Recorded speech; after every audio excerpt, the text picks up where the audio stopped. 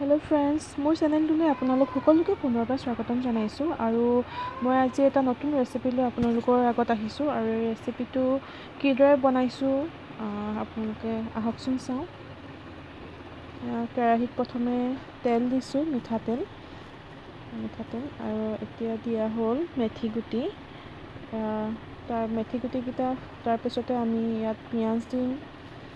পিঁয়াজ দি অকণমান লৰাই থাকিম। আৰু আমি আজি জুইত বনাইছোঁ, দাদাই বনাইছে, মই বনোৱা নাই। জলকীয়া 4টা জলকীয়া দিছোঁ, কেঁচা জলকীয়া মাজত ফালি দিছোঁ। আৰু ভালদৰে লৰাই থাকিব, অলপ পিঁয়াজটো অকণমান সিজালৈকে লৰাই থাকিব হেতাখনে। আৰু ইয়াত এতিয়া আদা নহৰু খুন্দনাত খুন্দি থৈছিলোঁ, সেয়া দি দিছোঁ। আদা নহৰুখিনি অলপ ভাজি থাকিব, ইয়াৰ কেঁচা গোন্ধটো যোৱালৈকে, আদাৰ কেঁচা গোন্ধ যোৱালৈকে ভাজি থাকিব। এতিয়া ইয়াত দিলোঁ ৰং জলকীয়া আৰু মিট মছলা, হালধি পাউডাৰ দি এয়া অকণমান লৰাই থাকিব। আৰু তাৰপিছতে এয়া মাংসখিনি দি দিব। ইয়াত আমি নিমখ দিয়া নাই, এই মাংসখিনি অলপ লৰোৱাৰ পিছতহে আমি নিমখটো দিম। মাংসখিনি ভালদৰে লৰাই দিব।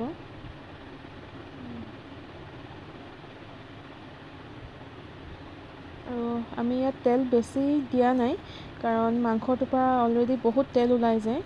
এয়া নিমখ দিছোঁ, আপোনালোকে নিমখটো নিজৰ সোৱাদ অনুসৰি দিব, কিমানটো নিমখ দিয়ে সেইটো আপোনালোকে নিজৰ ওপৰত ডিপেণ্ড কৰিব। এনেকৈ ভালদৰে ভাজি থাকিব মাংসখিনি। আৰু জুইত বনালে কি হয়, মাংসটো খাবলৈ বহুত বেছি সোৱাদ হয়। আৰু সেইকাৰণে আমি আজি জুইতে বনাইছোঁ। আৰু তাৰ কাষতে এয়া মাংস পুৰি আছে দাদাই। আৰু এইখিনি লৰাই থকাৰ পিছত ইয়াত আলু দি দিব। মই আলু ইয়াত 3টা ব্যৱহাৰ কৰিছোঁ। তাৰপিছত আলুখিনি অকণমান সিজাৰ পিছত দুটা বিলাহী ডাঙৰকৈ কুটি লৈছোঁ, বিলাহীকেইটা তাত দি দিব। মাংসখিনিত বিলাহীকেইটাও দি দিব। বিলাহী দি অকণমান লৰাই থকাৰ পাছতে তাত আমি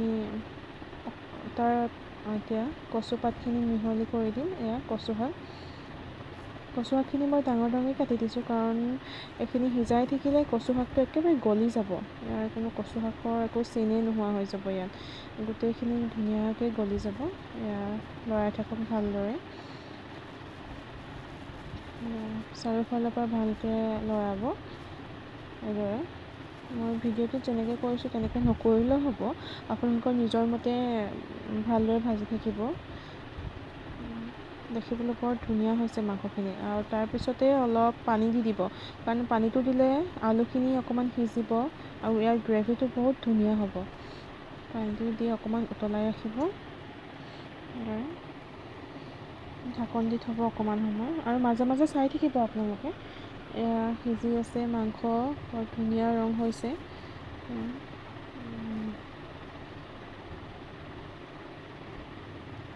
কালাৰটো বহুত ধুনীয়া লাগিছে। তাৰপিছত নমোৱাৰ অকণমান আগে আমি এয়া মান ধনিয়া পাত দি দিছোঁ। গোন্ধটো বহুত ধুনীয়া আহিছে। অলপ পাছতে আমি এইখিনি নমাই দিম। আৰু এয়া ৰেডি হৈ গ'ল। আপোনালোকে যদি মোৰ ভিডিঅ'টি চাই ভাল পালে তেন্তে প্লিজ লাইক কৰিব, কমেণ্ট কৰিব, শ্বেয়াৰ কৰিব এণ্ড ছাবস্ক্ৰাইব কৰিব নাপাহৰিব।